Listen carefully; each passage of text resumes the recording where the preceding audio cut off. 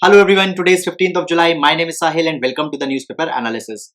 Guys, today we will be taking up the entire analysis of the Hindu newspaper, as well as we will also be taking up really good articles from the Mint as well as the Indian Express newspaper. Now guys, first of all, before taking up the newspaper analysis, I would like to ask a question from you guys. Guys, do you subscribe the idea that we should take up the Hindu newspaper analysis right away at 8 a.m. in the morning into the live mode? So if you want that at 8 a.m. in live we should start the newspaper analysis, please do write into the comment box. If there will be the adequate response, I will try to start it up into the 8 a.m. Now guys, taking up the overview of all the articles. First of all, let's see the articles from the Mint newspaper. So guys, this particular article provides that the China had launched world's largest emission trading program. So what is carbon trading and all the related aspects, we will be seeing it. Then guys, this next article, it talks about the Maadhyam platform which government is bringing up. So guys, how into the ease of doing business it can be helpful, we will take it up. Then guys, the next article talks about the impasse into the OPEC and the UAE which is going on. So how now it is being resolved, we will see. Then the next article taken from the explained section of the Indian Express, and it talks about the article number 311 which has been invoked into the Jammu and Kashmir. We'll see what it is. Then guys, this article taken from the Mint newspaper, very good article for GS2 and 4. It talks about the Advertising Standard Council of India's enforcement onto the social media influencers. So these are the articles from Mint and Indian Express. And now guys, taking up the Hindu. So guys, this is the page number 1, and here we can see that government is talking about the increasing vaccination, etc., excess deaths. Guys, nothing very much important here, but guys, this particular article where the Supreme Court is now examining the sedition law, it is important. We'll see that what has happened. Then guys, moving to the next page. So guys, here we can see that much of the regional news, etc., has been mentioned. Nothing very much important into this particular page, but guys, here below you can see the cost of COVID appropriate behavior onto the women. Guys, the buses into the Delhi, they are running at the 50% capacity, but because of this, the women are not able to get the bus. They have to wait even after the day hours, fine, into the late night hours, they have to wait for the bus. So this is one problem that is coming. Then guys, moving to the next page. So into the next page guys, first of all, here we can see that the Delhi government has come out with a policy to provide a single window facility for e-vehicle chargers. So how it will be enhancing the urban mobility, we will see it. So that is, we will be taking it up here. Then guys, moving to the next page. So here on again the regional news, etc., has been there, not very much important.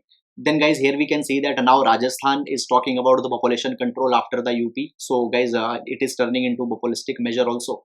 Then guys, further moving up, so here also the regional news, etc., has been there.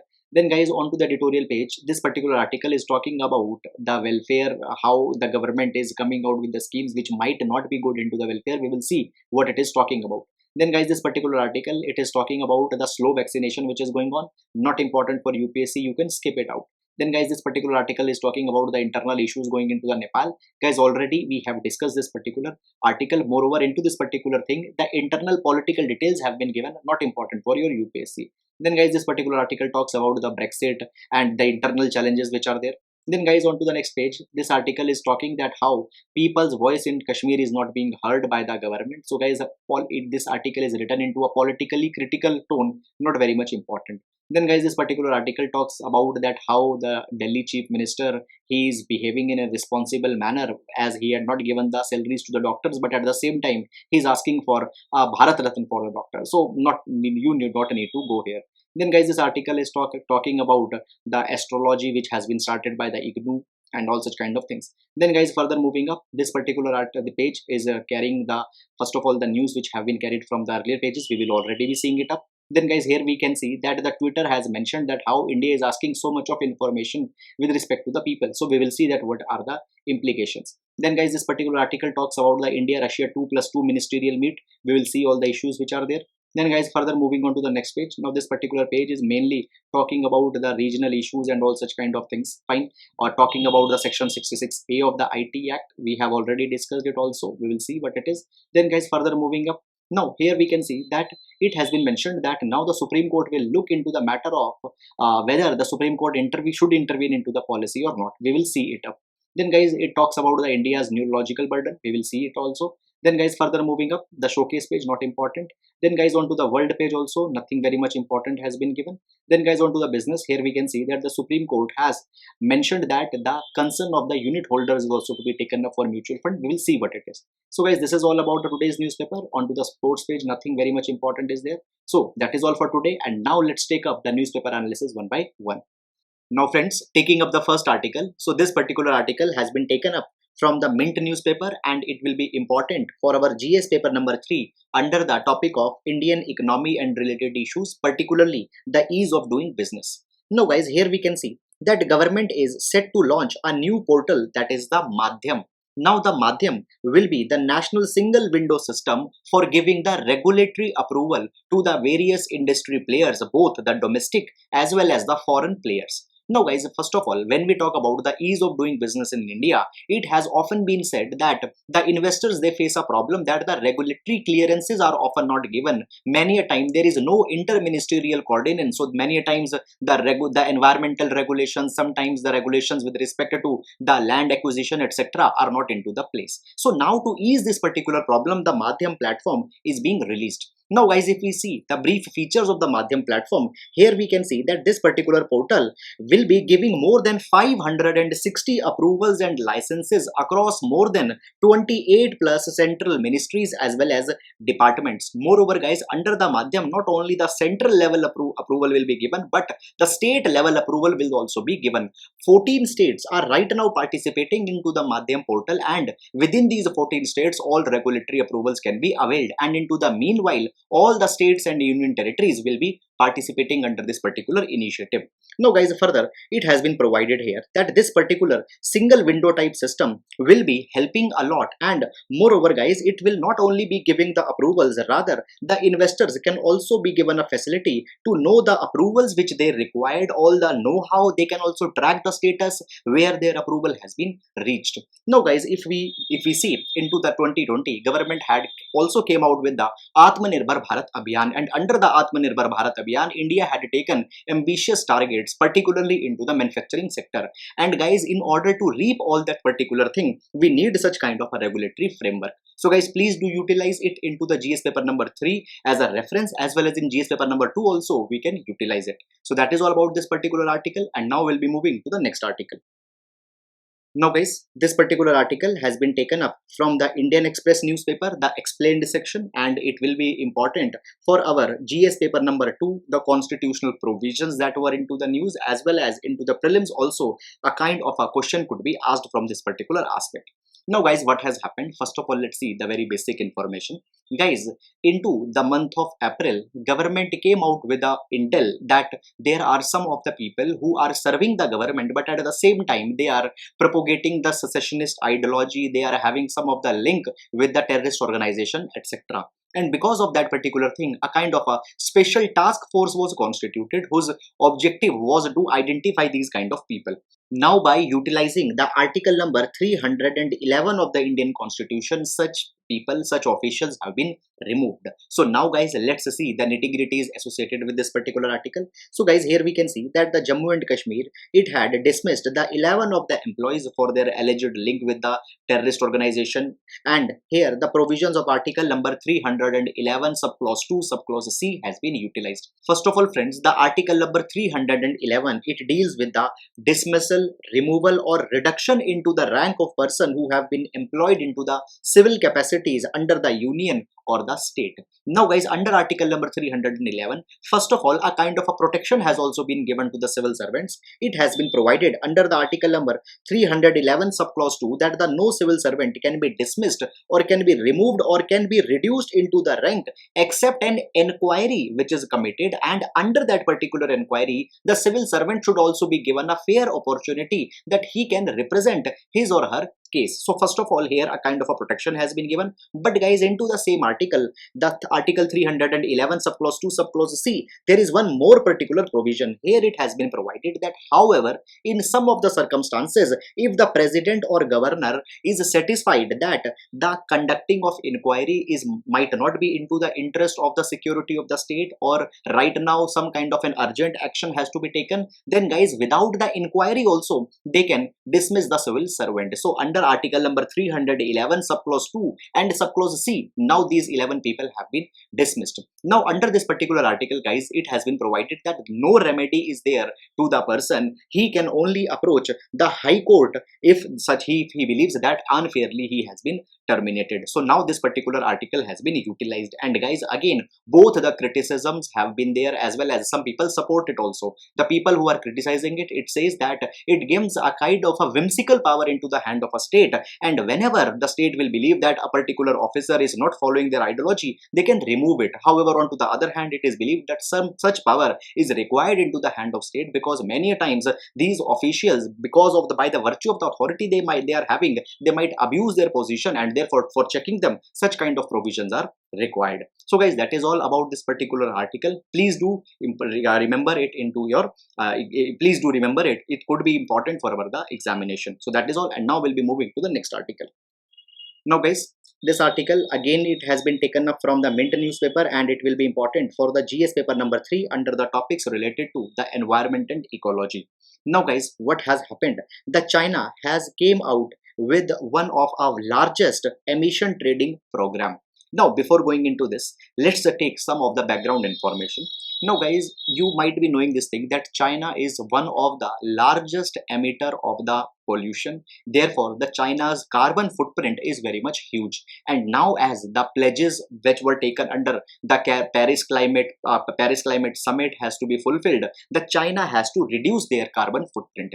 Into this capacity, earlier China announced this thing that by 2060 they will be reaching the net carbon neutrality or the net zero. Now the carbon neutrality simply means that the country which is producing, for example, XYZ unit of carbon, the same unit they will also sequester. So at the end of the day, the net carbon emission will be zero. So this is the carbon neutrality, and China aims to reach it by 2060. Now guys, what has happened? China has identified that there are many of the industries which are emitting too much of the pollution. Now for those kind of industries, this emission trading program has been announced. Now let's understand into very basic terms that what is an emission trading program. Now guys, it will be done that China will identify the different sectors, different industries which are there, and every industry will be given a particular quota of carbon that it can emit. For example, A industry can emit 100 units, B industry can emit, for example, 50 units. So into this particular manner, first of all, every industry will be given a quota.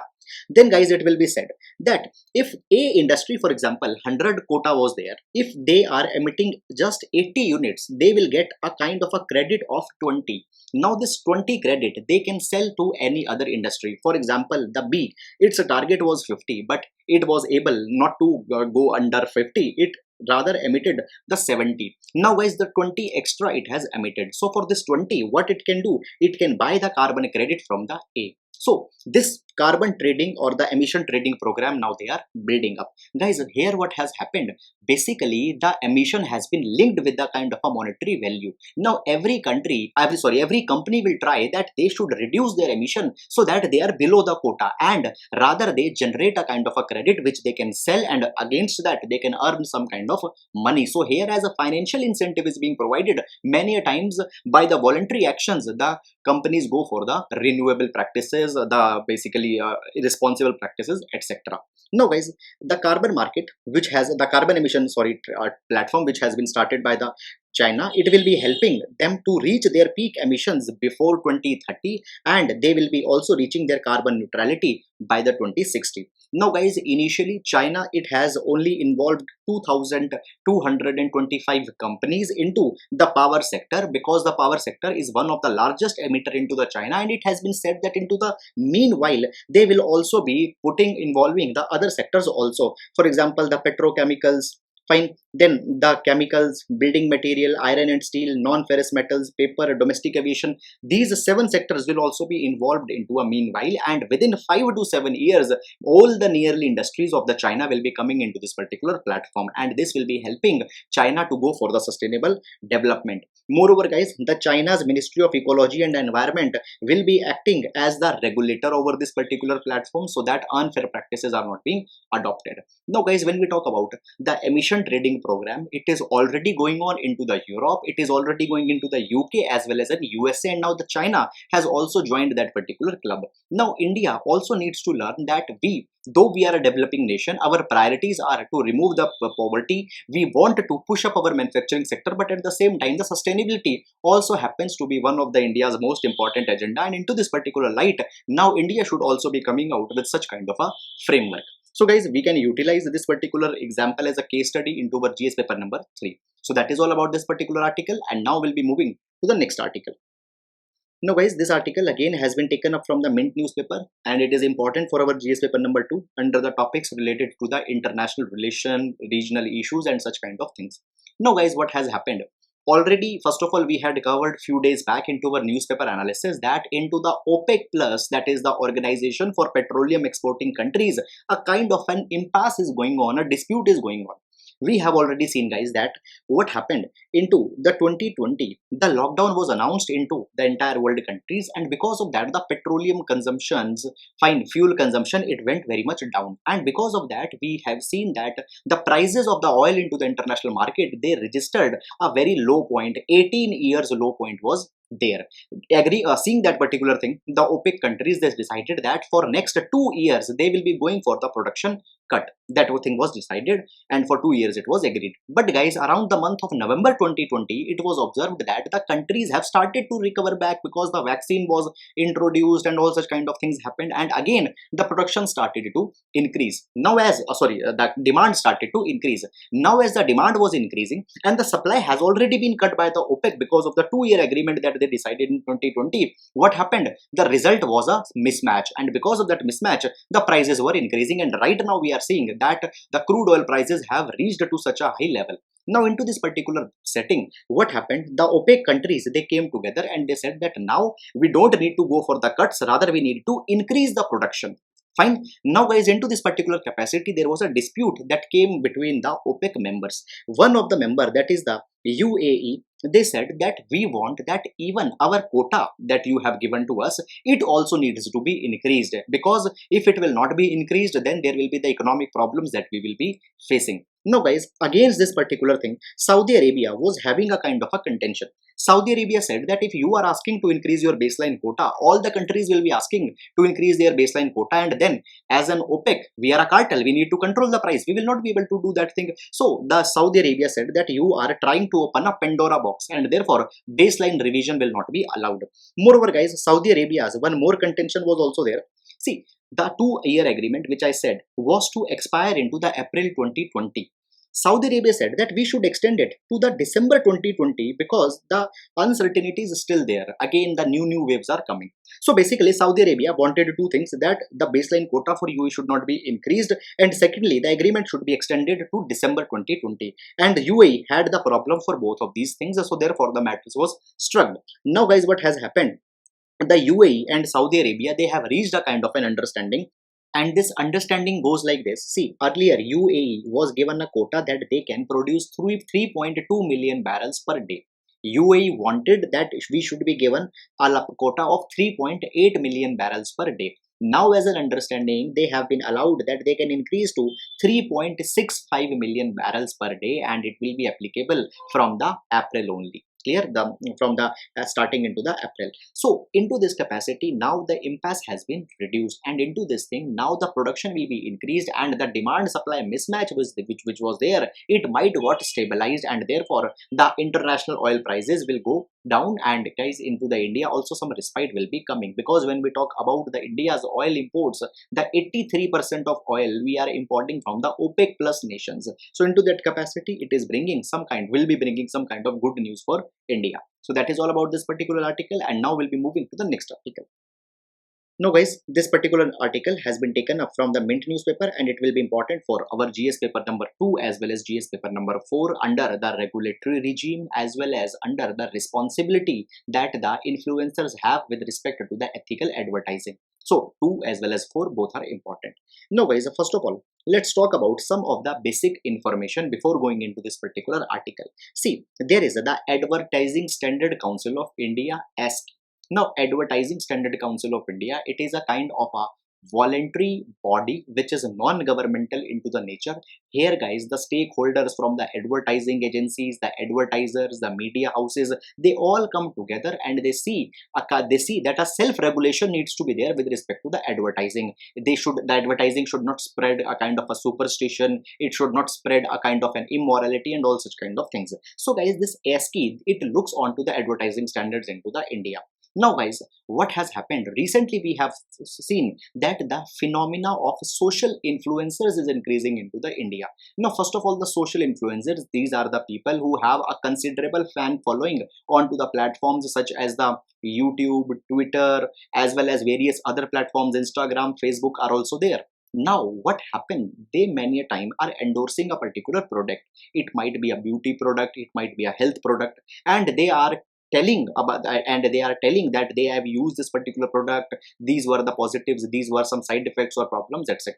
Now into such an organic manner, this particular story is told to the viewers, that viewers believe that actually the influencer is using that particular product, and by that particular sentiment they also start to use that product. Now guys, the advertisers, the product companies, they have got too much of the benefit because of these social influencer advertising. Now the ASCII had said that for all kind of advertisings which are coming into the print media, the electronic media, we are bringing the regulations, but for them there are no such kind of guidelines. So therefore the ASCII came out with a kind of a guideline. Into this, it was provided that the digital content, they need to provide a kind of a disclosure. Now guys, into the disclosure it was provided that they need to provide that if into any video a kind of a product is being promoted, they need to give that the ad is there or the video has been sponsored, as well as they need to put a kind of all the due kind of warnings that the paid content and all such kind of thing is there, so that the viewers can know that it is being promoted because some paid or some sponsorship is there. Now guys, when we talk about the social influencer, they have become an important phenomena. Already I said, into the India influencer market is approximately 75 to 150 million dollar per year. And guys, when we talk about the global market, it is 1.7 billion dollars. So India has a considerable size and it is bound to be growing. Now guys, when we see India, the influencer marketing regulation is very much nascent. Into the other countries, for example, the Ireland and Italy, the regulations or the guidelines have been since 2016. Then guys, after that, if we talk by the USA, there is the Federal Trade Commission into the US, as well as the Competition and Market Authority, which is into the UK. They also releases the guideline for the social media influencers. So guys, now in India, the ASCII is also coming out with such kind of thing. Now it has been provided that guys, when we talk about the ASCII, it also needs some kind of a technology, so that so much of the social influencers or so many of the platforms are there. Into this capacity, what ASCII has done, it has partnered with the French organization, that is Reach, which will provide the use of artificial intelligence to scan the digital content across the different digital platforms, so that it can be seen that the influencer are not violating the guidelines, they are putting the adequate hashtags, warnings that it is a paid content, it is a sponsored content. Moreover guys, when we talk about the ASCII, with respect to the powers of ASCII, it does not have the authority to penalize any of the violators. Rather, what it can do, it can send its report to the government that who are not complying, and into that capacity, at the end of the day, government can take an action. So guys, this is with respect to the ASCII, which had enforced the norms for the social influencers. And guys, how social influencers have become so much of big phenomena, that also you need to understand. And into this capacity guys, one ethical dimension also open up, that these social influencers, by the virtue of the fan following that they are having, they have a kind of an ethical responsibility also, that the product that they are endorsing, they are not just doing it for the sake of money, rather it should have some kind of a considerable merit on terms of health and such kind of things. Even the ideologies that they are propagating needs to be responsible one. Fine. So guys, this particular thing has happened. Now guys, into the same capacity, there have been some of a backlash also against these ASCII norms onto the social influencers. Some of social influencers are saying that many a times they share their own experience, which is no way a kind of an advertising. But there also, their videos have been flagged and they have been sent the notices. So guys, clearly a kind of a balance is needed here, so that with a kind of a balanced approach, the desired objectives could be achieved. So this is all about this particular article, and now we'll be moving to the next article. Now guys, this article has been taken up from the Hindu newspaper, and here we can see that the Supreme Court has decided that it will examine a petition which challenges the section number 124A of the IPC. Now under section 124A of IPC, the provisions with respect to the sedition has been provided. You already be knowing guys that the sedition means that some person, if he is trying to invoke the dissatisfaction or the hatredness against the government, that then the person can be booked against the under the sedition. Fine. Now guys, it has long been held that the sedition is a kind of a problematic provision because it has so much of implications onto the citizens' right of freedom of speech and expression. Many a times guys, under the sedition, the citizens have been booked, and guys, for considerable time they have been kept into the jail. And friends, because of this particular issue, even few days back the Supreme Court also observed this thing that now we need to come out with the conditions under which the seditions would be applied. It is the vague grounds which are there, they are not good. And now guys, after the Supreme Court's observation, the petition has been filed. Now first of all, the petition points out to a very important aspect. It points out to the Kedarnath Singh judgment.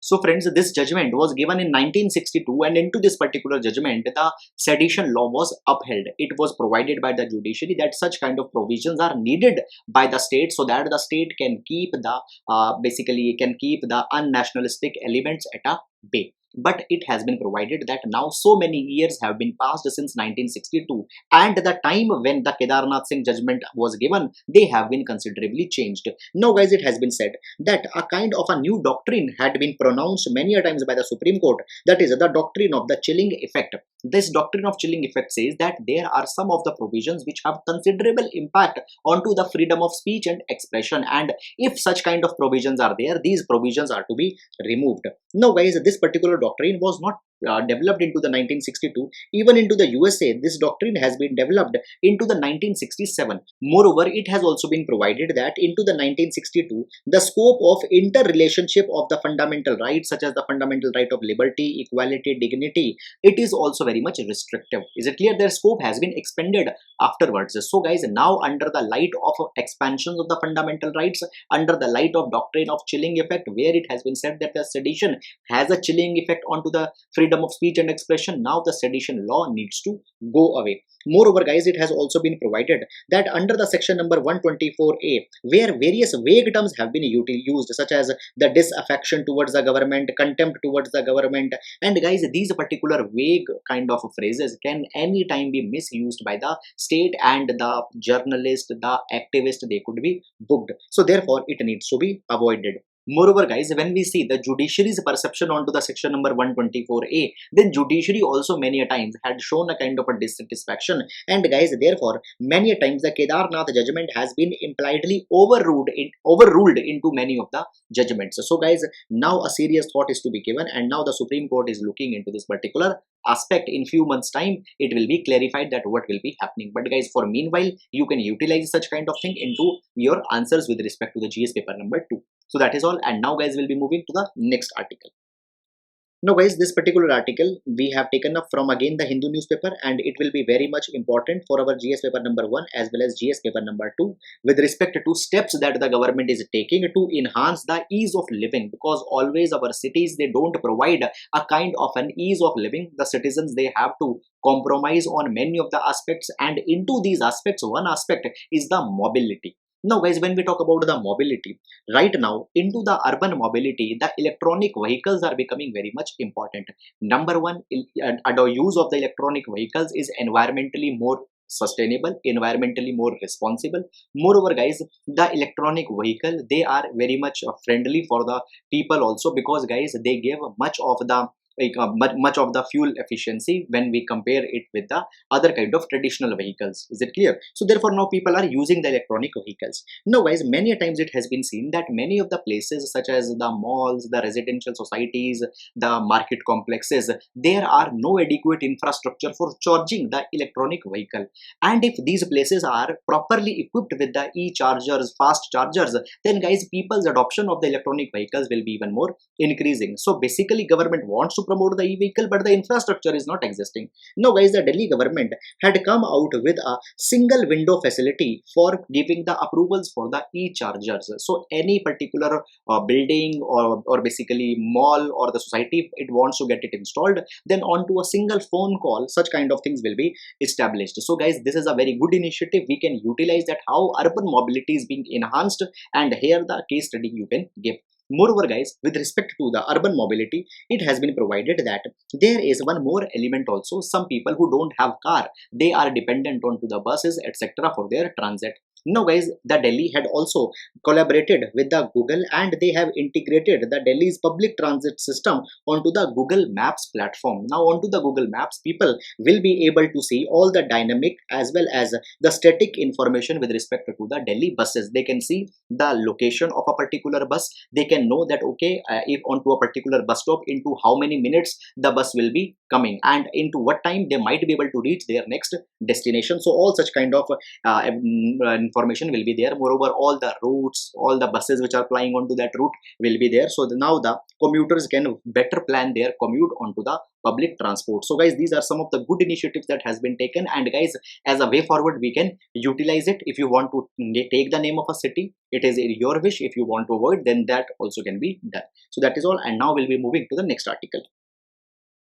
Now guys, this article has been taken up again from the Hindu newspaper, and here we can see that now guys, what has happened, the High Court of the Punjab and Haryana had given a very important direction, and this particular direction we can utilize into the ethics GS paper number 4. Now under the ethics GS paper number 4, there is a public ethics and the private ethics. Now guys, it has been seen that the public ethics, private ethics, they interact with each other, and many times what government is telling us to do, so that it will be the sphere of the public ethics. Now, many times government into the sphere of public ethics is telling us to do something, and guys, it becomes a part of our private ethics. Even into our personal lives, we start to do, we have to do it. So such kind of a relation is there. Now guys, this particular connection will make more sense once we will read this particular ruling. So the Punjab and Haryana High Court had said that the children are expected to look after their parents, which is not only a value-based principle but a bounden duty as enshrined in the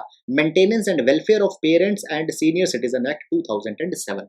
So number one, the High Court here had connected the basically need to look after the parents with a value which is an intrinsic part of our culture, and secondly it had said that it is also a duty under a legislation. So guys, into this particular capacity, further it has been provided that the moral values that prevail in the society have been accepted as universal values. Clear? So irrespective of your religion, irrespective of your caste, this is a universal moral value that you have to look forward for your parents. This particular duty is to be done, and guys, the state is promoting this particular value through a act, and the act is the Maintenance and Welfare of the Parents and the Senior Citizen Act of 2007. So guys, many a times government by the legislations tried to bring a kind of an ethical uprightment into the private sphere. So there is always a kind of an interaction, and guys, just as a standalone example also into the ethics paper, you can utilize it. So that is all about this particular article, and now we'll be moving to the next article. Now guys, this article has been taken up from the editorial section of the Hindu newspaper. Now, first of all guys, let's take what is the brief outline of this particular article. Guys, this article is talking about the two-child draft policy that has been announced by the Uttar Pradesh government.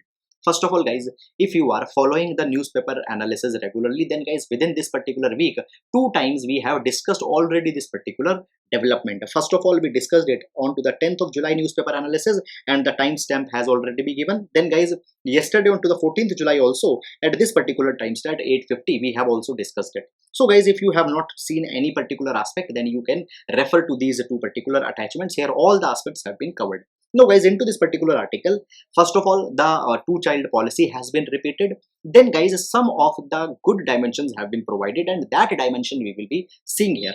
Now, it has been provided, first of all, that the two-child policy has not been a success anywhere into the world. Fine, wherever it has happened, it has been criticized that it is a violative of the reproductive rights. Now guys, further here, some of the judgments have been cited, which have also upheld that the women have the reproductive right, and into that capacity, the two-child policy doesn't fit. So here guys, number one, we can see the Suchita Srivastav and ANR versus Chandigarh administration judgment, where it was ruled that women's freedom to make reproductive reproductive decision is an integral facet of the right to personal liberty which has been guaranteed under the article number 21. So guys, if you are restricting a women's reproductive right here, then it will be the violation of article 21. So this is one particular argument. Then guys, further it has been provided that the Supreme Court also endorsed this Suchita Srivastav judgment into the KS Puttaswamy versus Union of India case. Here it was said that the constitution sees a person's autonomy over her body as an extension to the right to privacy. So yeah, every person has been given a right to privacy, number one, under the Puttaswamy judgment. And under the Puttaswamy judgment, as right to privacy is a fundamental right, then privacy also includes that you should have autonomy over your body. So guys, the Puttaswamy judgment also can be used if you are writing any answer. Then guys, the Justice S.K. Cole has also declared that right to procreation was an important constituent of the privacy at the home. So into the procreation, the reproduction, the how many children you are having will also be included. So guys, these are three of the judicial references that we can give. Moreover, it has been provided that guys, when the Puttaswamy judgment was given, Puttaswamy judgment also said that the right to privacy, fine, it is not an absolute right. It can be violated, it can be taken away by the state, but there are certain grounds only when the state can take up such kind of right.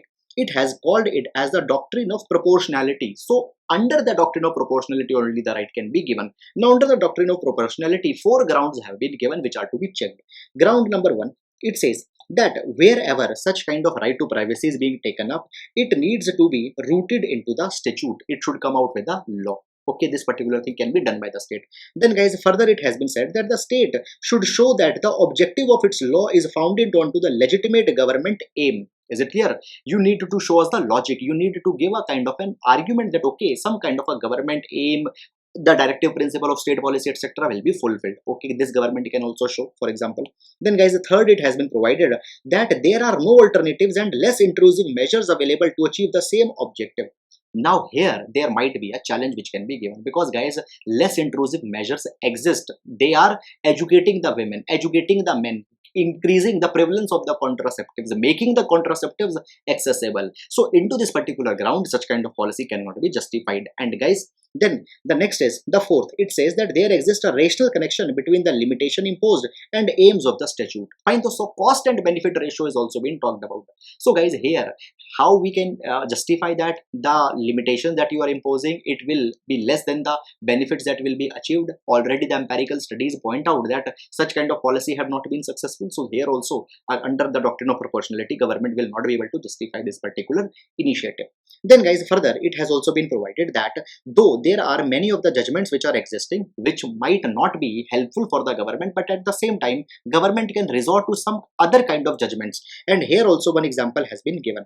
Guys, the Supreme Court provided into one of a judgment, that is the Javed and ORS versus State of Haryana 2003. Now into this particular judgment, the Supreme Court upheld that a law which was brought by the Haryana, into this particular law, the persons were disqualified with which were having 2 or more children from contesting the local body election. So this particular thing was upheld by the Supreme Court. So now this particular judgment can be utilized by the states. So these are some of the aspects of this particular article which have been provided. So guys, I hope that you will be adding these particular judgments into the notes that you have made with respect to the two-child policy. So that is all about this particular article, nothing more than this. And now we'll be moving to the next article. Now guys, this particular article is talking about the Brexit. Now the 5 years have been completed after the Brexit, and guys, now guys, the elections, the political campaigns are still being carried on to the basis of Brexit. Now guys, here much of the internal data with respect to the Brexit, trade, commerce and all such kind of things have been given. Now not very much important for your UPSC examination because such kind of hairline data, number one, it will be changing very rapidly, and secondly guys, such kind of narrow themed questions are not usually asked. So guys, if you want just for your personal leisure, you can read it. Otherwise, nothing very much important with respect to UPSC. Now we'll be moving to the next article. Now guys, this article taken from the Hindu newspaper, and we can utilize as a particular kind of a reference when we are talking that how government many a times is trying to take the hold of information, and such information might be having an implication onto the right to privacy. Now guys, what has happened? the Twitter has provided into their report that the Indian government is asking so much of the information with respect to the accounts, with respect to the people who are having the Twitter accounts. It has provided that whatever request it has received from all the countries into the world, 25% of the information has been received from the India. So 25% of the request out of all the request has been made by India with respect to some of asking about data, asking about the information with respect to the accounts, and likewise. Now guys, the second number is goes to the USA. The USA had sought 22% of all the information from the Twitter. So guys, USA and India both are the democracies, both are the liberal democracies, but at the same time they are asking the information with respect to the people who are holding the accounts under the Twitter. Now guys, apart from this, the hairline data, that okay, how many thousand, how many hundreds requests have been there, not important. Such kind of a theme is very much important. Please keep it into your mind. So 25%, 1/4 of the request being made by India, it happens to be a big thing. So that is all about this article. Please do utilize as a kind of a valid data to justify your answers. So that is, now we'll be moving to the next article. Now guys, this particular article talks about the India-Russia, which might be holding very soon a 2+2 ministerial meet. Now guys, it will be held.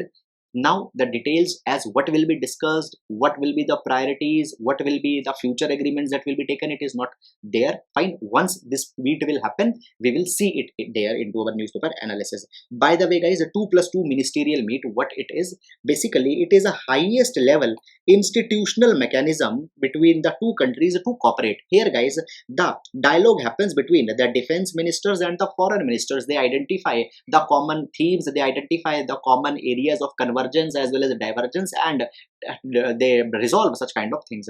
Already also guys, India is having the 2+2 meet with the Australia, Japan and USA. In fact, in 2020 we had done the third edition of 2+2 meet with the USA. So now guys, we are also starting up with the Russia. Now guys, there is also a meet pending between the Prime Minister of India as well as the Russian President, which is going to be taking place into this particular year. So before that, the India-Russia 2+2 ministerial meet will also be holding up. So that is all guys. When it will happen, we'll see that what have been decided it up. So this is all, and now we'll be taking up the next article.